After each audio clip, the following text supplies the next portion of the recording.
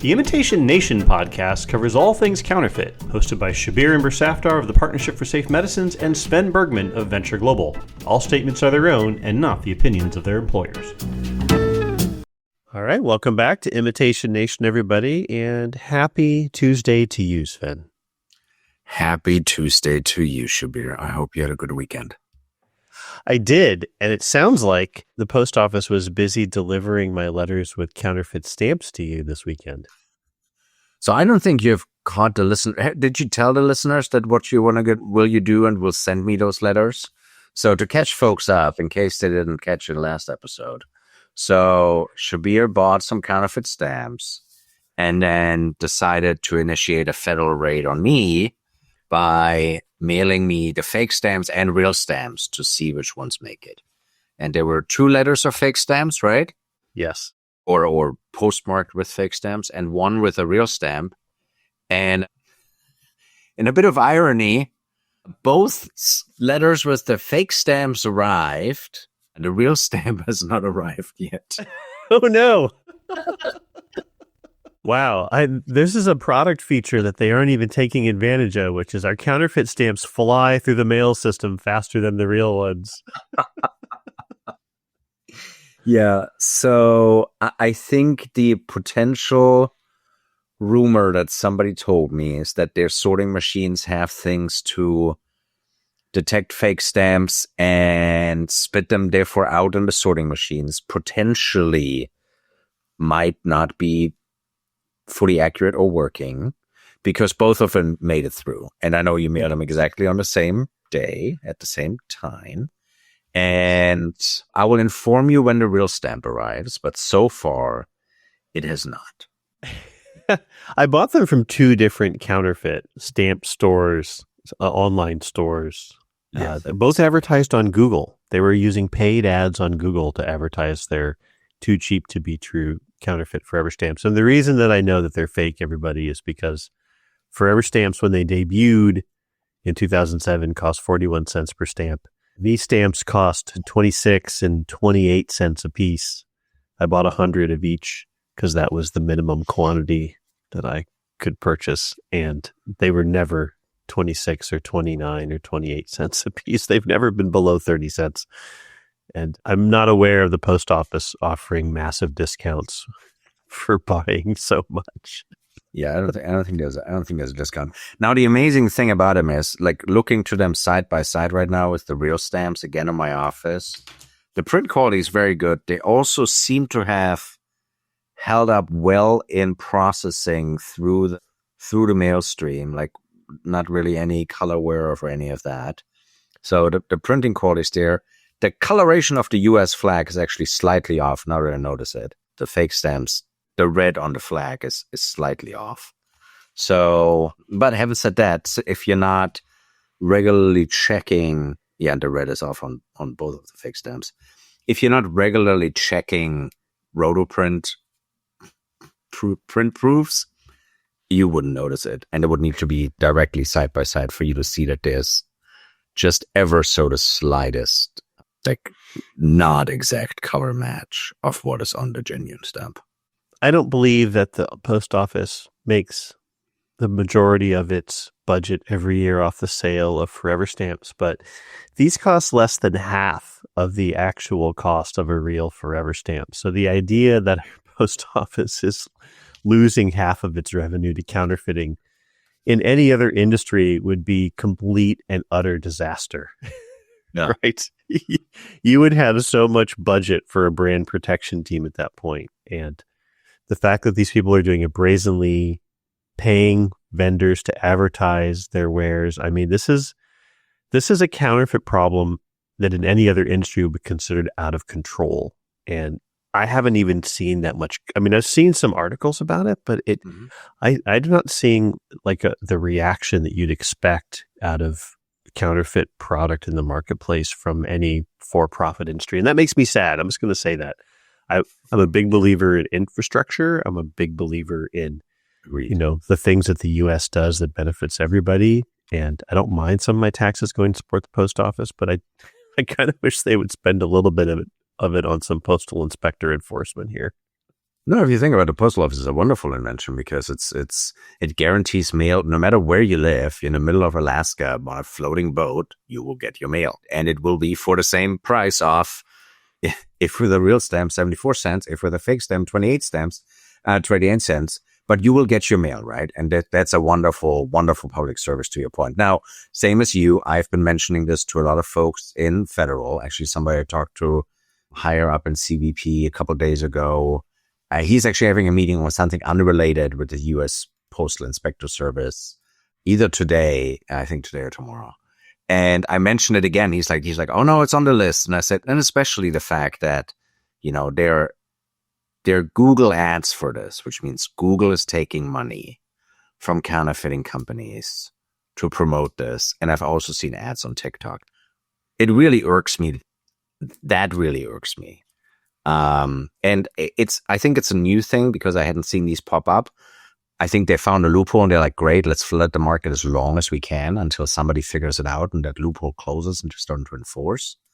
But right now that loophole is just open.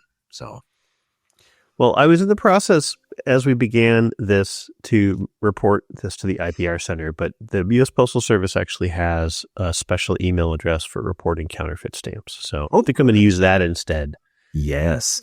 And I'll let you know if I hear from them by the next time we record another podcast in about 10 to 14 days. All right. Shall we get into the meaty part of the show? Let's to get to. Yes. What have you got? So I'll start out with, slight gloating on our part is that we called it, right? Like early in the year, we did a session or a pod where we said, let's do projections, some kind of trends. We'll see predictions for the year that we think will happen. And as one of them, I said, hey, I think with the explosion of AI that we're seeing, with the lack of monitoring of websites and less kind of controlling of what content is out there, we'll see an explosion of counterfeit. And I thought, that'll start to occur. Well, we're right because it's occurring. There was actually a very interesting report released, and we'll link to it in the show notes on counterfeit. And it is talking about how the AI-driven world is just completely driving counterfeits as far as everything, how quickly it can design a counterfeit, how quickly it can develop a new website that you can put up that looks fantastic, how quickly it can produce video ads that are either purely or mostly AI generated that put whatever fake content in there. And I told you this as we're prepping for the show. One of my guilty pleasures is I watch TikTok, plus to get my mind off just simple video games I play. And from time to time, there's ads. And there was an ad recently in there. It was completely AI generated. It was advertising an alleged toy that's supposed to look like a lifelike bunny. The bunny in the video looks amazing. It's clearly AI generated. And then in the next AI clip, they had this old man in a workshop getting into the bunny and putting the mechanics in. And it's all fake. I'm so tempted to order that little bunny to see what shows up. What sad little iteration of a robot bunny counterfeit thingy shows up. But it is here. The other thing we see, everything AI right now, Europol released a report, SOCTA, and Europol also named this as one of their biggest emerging threats that they see, that AI is starting to really allow criminal organizations to just mass scale their operations much quicker and be much more distributed, which makes it harder to enforce. And then the last thing is I read a very interesting article that the U.S. Patent Office had to re-clarify that an AI alone cannot be the inventor of a patent, because people apparently try to file some things just for AIs or say, oh, the AI is a co-inventor. They're like, no, the inventor has to be a human. They can be aided by an AI system. And then the second thing that's happening in the patent space is patent applications are very long and very complicated. They take lawyers and a lot of money. Well, with AI, they take less time. They take less money.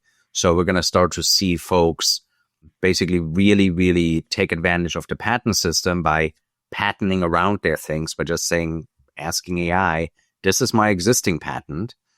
Tell me all the patents I should file around it to protect that patent. And AI will be able to figure out 15 forms. And then it'll ask you at the end of it saying, would you like for me to prepare a patent application for you? And you say, yes, please. And it'll spit that out. And it is just that. It is already driving it. And it's crazy. Like it's April. I think we had that prediction show either the end of 24 or very early in 25, and just 3 months. And at the speed at which AI is increasing and therefore will impact everything counterfeit and illicit trade is crazy. So that's my first thing. These reports out there, and we called it. I'm actually seeing, because my team monitors a lot of discussion groups where people talk, mostly looking for people talking about issues with counterfeit or unsafely compounded medications. There's a big community of people who are now just buying raw ingredients and injecting themselves with them. It's not even legal compounding. It's completely illegal, unapproved substance administration. But one of those discussion groups I follow is not directly related to my job, but it's about lawyers talking. And I'm now seeing threads of conversations of lawyers talking about fighting suits from pro se litigants. Those are people representing themselves who are using AI to generate all their filings.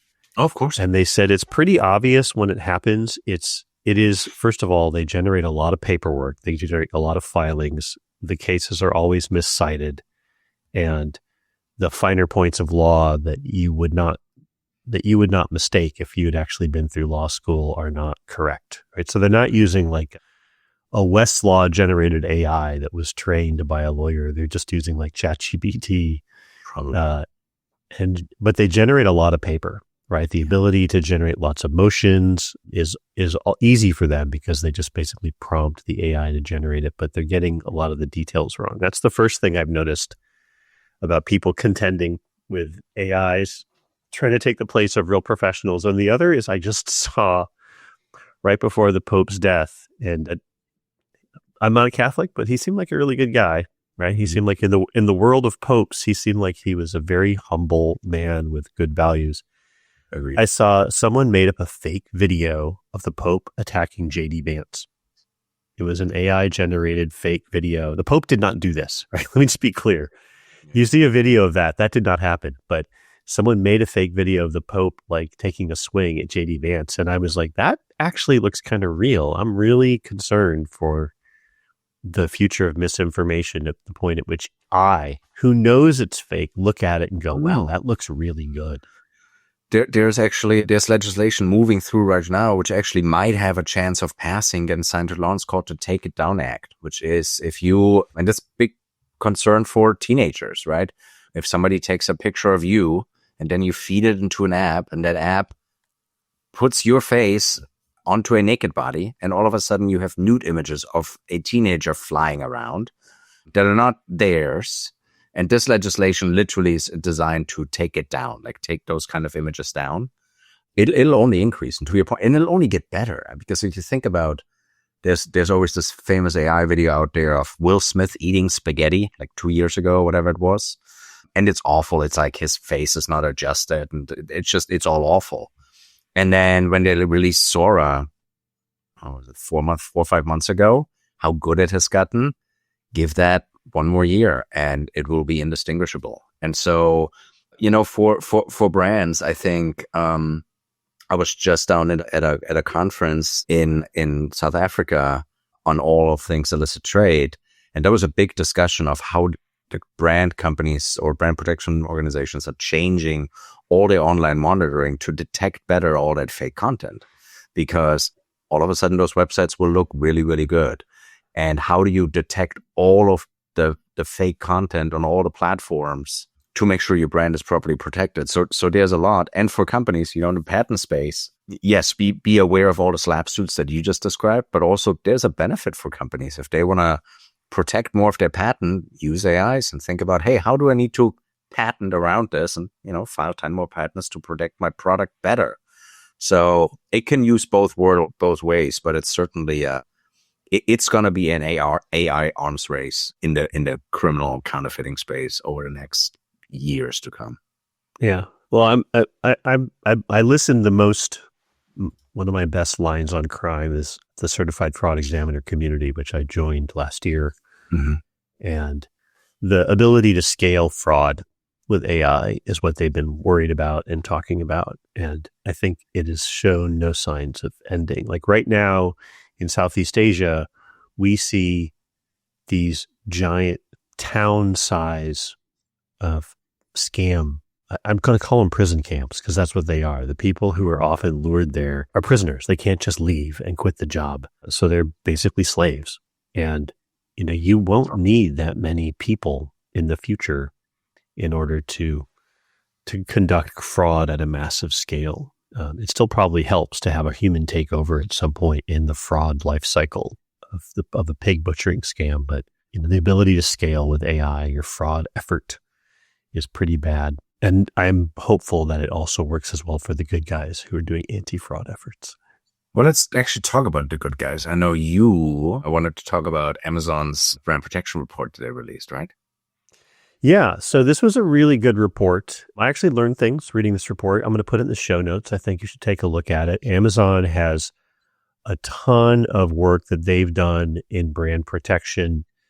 It's a pretty aggressive program. I think obviously Amazon published the report, so I think you should take this with a grain of salt. There's still areas for it to improve. And honestly, not every platform is an Amazon, right? Like we don't make rules for the best, most upstanding players in the market. We make the rules for the bad guys. And I would say that there's definitely efforts from Amazon, perhaps to forestall legislation that I professionally have called for to address all the other guys. But there's a lot of good stuff in there about the work that they've done, filing litigation, assisting in criminal crackdowns.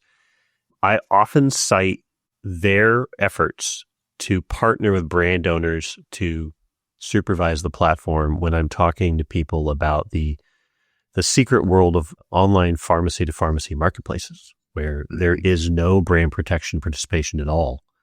I say, if you even did a tenth of what Amazon does to reach out to brand owners, you would have a lot less crime on this platform where there's a small number of criminals posing as pharmacies or who are actual pharmacies selling counterfeit and diverted meds. I think that we still need legislation because not everybody has the resources or the goodwill of Amazon. And so I think the legislation is for everybody else. As an example, Shein or Shine, depending on how you want to call them, is getting sued for allowing seller on their platform to sell counterfeit Coach bags that were not Coach bags. But more importantly, like you couldn't tell that they weren't being sold by Coach. Like there's enough issues on the platform that a third-party seller that's not Coach can sell things without a clear indication that these aren't coming from Coach themselves.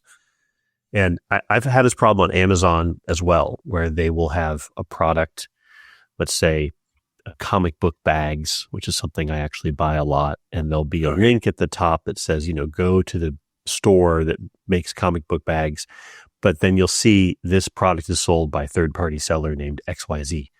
And It's not super obvious in that scenario until you look really hard who's selling it. And of course, I've gotten problematic comic book boxes that were not what they were supposed to be. I just recently tried to order double-edged razors that I thought were these special razors, and I turned out to get like Russian counterfeits of them. And so I cut myself. Of course, that was the first thing that happened, is I actually had an unusual injury that I never had with my double-edged razor using them. So I definitely think the marketplaces need some work. Marketplaces do need work. So it was interesting. So I had the report, and so you know me, I work kind of the phones all day, and I talk to a lot of people. So I called my favorite brand protection directors and just say, hey, saw the Amazon report, kind of what do you think? And it was a mixed bag. And the reason why I say it was a mixed bag is, yes, absolutely. If you are a brand protection company and you have a counterfeit and you notify Amazon that there's a counterfeit being sold on their website, they'll take it down in a second. They have a self-reporting portal. They're like, yeah, fantastic. Not a problem at all. We can actually mass upload stuff. No problem. Take it all down. Like, the problem that we have is that they're not that helpful in actual investigations. So they're like, for example, when they do the mass takedowns of stuff, they're like, they don't share the data with us. They're like, we don't know who sold it. we can't take that data then on and take it back and say, oh, it actually allows us to find the actual source, in China, in Vietnam, wherever it is. So they're like, yes, it stops it, but it doesn't stop the people. And our job is to stop the people. They also said that Amazon has a lot of turnover. And so there's not always dedicated teams inside. Again, that's all working investigations. They said, yes, by far, awful places will continue to be AliExpress, DHgate, those kind of places where they're like Shein, Temu, where they're like, yeah, that's just really, really rough. Like there's some and they have some, but it was actually interesting. Some of the best to work with platforms, and I won't mention them here because A, I forgot them, and B, nobody will know of them, are platforms that are like just South America facing or just Asia facing. So they don't have a US facing front, but they're like, some of those companies are fantastic to work with. And they also said Alibaba, ever since it went public, ever since it started to work with the ICC on their special reporting network that they have through the ICC, Alibaba has gotten much better. But having said that, with Amazon, yes, the report is there, and the report is, since they, as you pointed it out, publish it themselves, make a big deal of it. As the saying goes, only trust the statistics you falsified yourselves, right? I think for legislation, A, it's needed, what's required of platforms to take down. And I think there should also be requirements in those pieces of legislation as far as reporting requirements, and potentially not reporting by the companies themselves, but annual studies by Congress or GAO on what's really going on these networks. Having requirements in place that require you to cooperate with brand owners or law enforcement, national enforcement. So I think right now this is a self-governed phase, and I know Amazon is massive, and they're probably trying, a good effort, but there's not really a requirement for them to do any better right now. So I agree with you. Good report, lots learned. Glad to see that they're taking it serious, but when I talk to my folks, mixed bag. Well, I'll just leave this with one thing, which is that if we took the things that Amazon is doing and we basically put them into legislation and said, you have to do this or you accept liability, I think that would be a huge step forward. Agree. For safety on platforms. Amazon will probably still fight that, because who wants to actually have to do things under pressure of liability? Right. But the whole market does not look like Amazon, and yet it still operates. That being said, you mentioned Asia Pacific, you mentioned South America. What does this look like in Europe? What does the world of online marketplaces and counterfeits look like in Europe? Because I know you've been looking at that. Yeah, and the situation there is very much the same as it is here. And I know you'll have some data later where it kind of shows that the scale is even potentially larger in Europe. But you have the same companies, right? You have Alibaba, you have AliExpress, you have Temu. Actually, a lot of the Asia just facing, or South America just facing, sometimes also face into Europe. And Europe on many, many fronts has, much harsher laws and regulations in regards to digital privacy. They're also the ones, when you actually look, the EU regularly fines Google, Facebook, etc. for violations of all kinds of online things. So they're trying really hard as well. However, the public's urge for cheaper stuff, or the urge for brand names at a lower cost, still also exists in Europe. And so I'll start with the kind of lighter news on that first.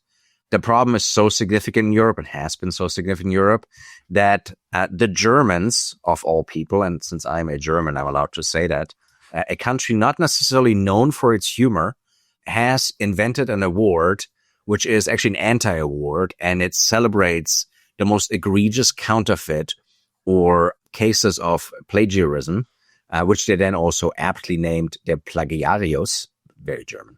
And it highlights the best/worst counterfeit each year. And the counterfeit either was so good that it was not be distinguishable, or it's a counterfeit that's so bad where you're like, wow, we can't believe you actually made the counterfeit. Or sometimes they have a counterfeit where like, wow, this counterfeit was really dangerous, as 2 years ago, somebody counterfeited a chainsaw, which is something you kind of really want to work properly. And so, scrolling through the awards, if somebody wants to go, it's kind of like the Darwin Awards, but for counterfeits. It is amazing what's on there. And it goes from the simplest. Some of the counterfeits are just T-shirts or drinking glasses or something, to actually very complex things such as a chainsaw, or somebody counterfeited the full Mercedes-Benz diagnostic laptop device computer thingy that they plug into a Mercedes when they diagnose it. Somebody counterfeited that entire thing and was selling it. And that award has been going on since the 70s. So it was founded by a German designer who was upset about the plagiarism of his designs. And it has since been chaired by heads of state of Germany. Chambers of the Commerce right now is running it, the head of the Chamber of Commerce of Germany. And it is a non-for-profit, and they basically just want to raise awareness about counterfeits that are significant in Europe and have a little bit of fun on the side of pointing some of these crazy counterfeits out. Well, I looked through the awards and they're pretty funny. There are some medical counterfeits in there. And I like how they note that there are also platforms, European-facing platforms that we don't even know about that are the distribution methods. So it's not just, they don't just call out the counterfeits, they call out the people helping to make the counterfeits a bestseller to the public. As I was looking at the awards and then looking at the overall problem in Europe of counterfeit trade, there's a couple of numbers that stood out to me. And one of them is that our value for a package that comes through de minimis, doesn't require advanced electronic data, is $800 per package for the value of the package. Now, of course, one of the most general on the globe, right? Yeah. Europe, the EU's number is $150. So their de minimis packages are a lot lower, which is a little bit easier, I think, for customs officials to be able to say, okay, that does not look like it's worth $150. It's harder when it's $800. The estimate is that 85% of the small packages that flow into the EU from cheap platforms like Temu and Shine are not compliant for safety, which is an enormous number. That is huge. And the one that really shocked me is that the U.S., with all of our trade and all of our wealth, we get about 1.3 billion de minimis packages, customs free, I'll call them, packages a year.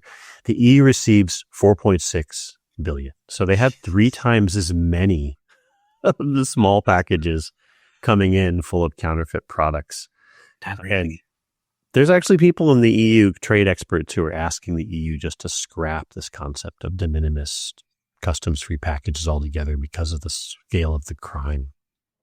Well, it's I think it's the same what's happening in the EU. And yes, that scale is crazy and yes, the EU, if you think about economically, like size of the GDP as well as population, it's actually about the same as the US. It just is split up into 26 countries with 50 states, right? But economically equivalent. But for that to be 3 times the amount is insane. And, in the US, we're, I think, looking at the same thing. You hear people in the US calling for de minimis either to be lowered drastically, but the EU actually shows that the value doesn't really matter because then I just lie about the value in addition to selling counterfeit. Like I just lie about something different. But the folks in the US also are calling for, let's just get rid of de minimis and let's just get rid of what we did, Type 86, because the problem is de minimis was invented. It comes from Latin de minimis, like being minimal. And it is because it's a minimal risk. It's a minimal value. I therefore don't need to inspect it because it's my grandma sending stuff to me or me sending stuff to my mom in Europe. That's what it was invented for. It wasn't invented for massive online platforms that connect billions of people to each other to exchange goods on. So it's just being taken advantage of. And to your point, now the interesting thing about this is where all this goes. You actually sent me the article 2 days ago and I verified it. So with everything that's going on right now with us and tariffs and de minimis and et cetera, and that everything below $800 is still de minimis, but that's a short-lived thing as was declared by the current administration. But that everything above 800 declared as 800 needs to be done through formal entry. So it can't flow in through your regular small parcel or express consignment. It has to be formal entry. And formal entry is bigger, more complicated. It's basically entering freight. For whatever reason, DHL, one of the largest packaging providers and shipping providers in the world, has said that we are not shipping anything that is not freight declared, but is small shipments above $800 into the US anymore. The end. Either they think it is too complicated for them, or they don't have a system developed for it. Again, I talked to my folks at Customs. They're like, yep, DHL informed us that their planes will not carry any of these small parcels worth more than 800 because they don't have a process on how to declare formal entry for these small parcels. So that entire market is getting shaken up so bad right now. And it will be interesting where this goes. I don't know if UPS and FedEx have the capability to properly do it. I assume they do. Otherwise, they also would have pulled out. But it'll be interesting when the large providers say, yeah, we actually, when we go through formal entry, can't handle that volume either. It'll be fascinating. Yeah, I mean, I'm not a trade expert, and I'm still going up the learning curve, but it looks to me as if there is coming a $25 minimum tariff on de minimis packages from China. Yeah. And if, based on the executive order that the president issued around this. And so that's, I mean, the infrastructure required for a shipping company to process that, to figure out who pays that, to collect the payments at the right time. Because the worst thing in the world is you arrive with your cargo plane at LaGuardia and you disgorge 17 pallets of de minimis packages and suddenly you have to pay them. Like, did someone pay them in advance? How did they pay? How did you alter your shipping systems to allow them to pay? Do you have the ability to produce the proof that they paid at the other end? Like, just the IT challenge of this is enormous. And maybe DHL just decided they were not going to be ready and they were not going to invest in it, especially if there was a chance that they could spend $15 million changing their technology systems and then the tariff minimum $25 charge would go away a week later. Like, they're probably super nervous about the unpredictability of this environment. And I think that's exactly it. I've been to the sorting facilities for UPS and FedEx, both of them. Incredible operations, insanely incredible operations. I've been to international mail facilities. Yes, the logistics of like, oh yeah, $25, that's easy. To your point, who collects it? So if I ship it in China, does China Post collect it? And then China Post kind of needs to give the money to me, or is it a pay on delivery? There actually exist packages with pay on delivery. So do I need to then go to the post office and pay $25 to the postman before they can deliver it? Which means that the post office would need to hold all these packages until they're picked up. So you're right. None of these logistics are thought through, and some of the providers definitely will look at this and say, I don't know if the system will stay, since there's a lot of flux right now in, to say it nicely, in federal regulation laws and tariffs and all of that. And they're like, yeah, I don't know if I want to invest all of that and do all of this to then change it. I talked to folks at the other shipping companies, and they said every time a tariff changes, they're like, it's a full work, because they got to implement all the tariffs in.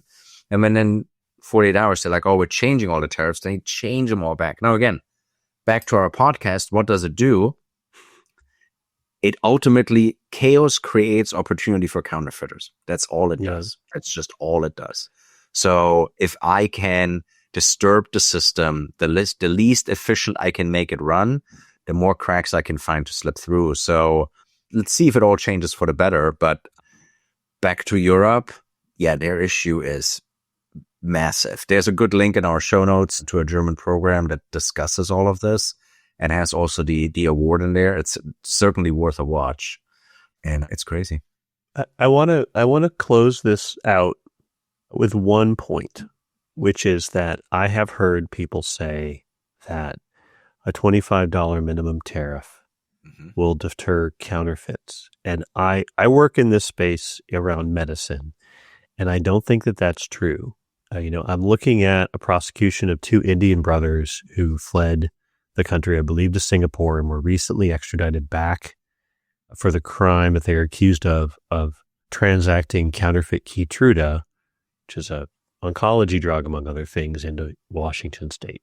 For them to pay an extra $25 to get their package through is not an impediment to counterfeiting. Counterfeiters who are sending fake medicine into the U.S. can afford $25.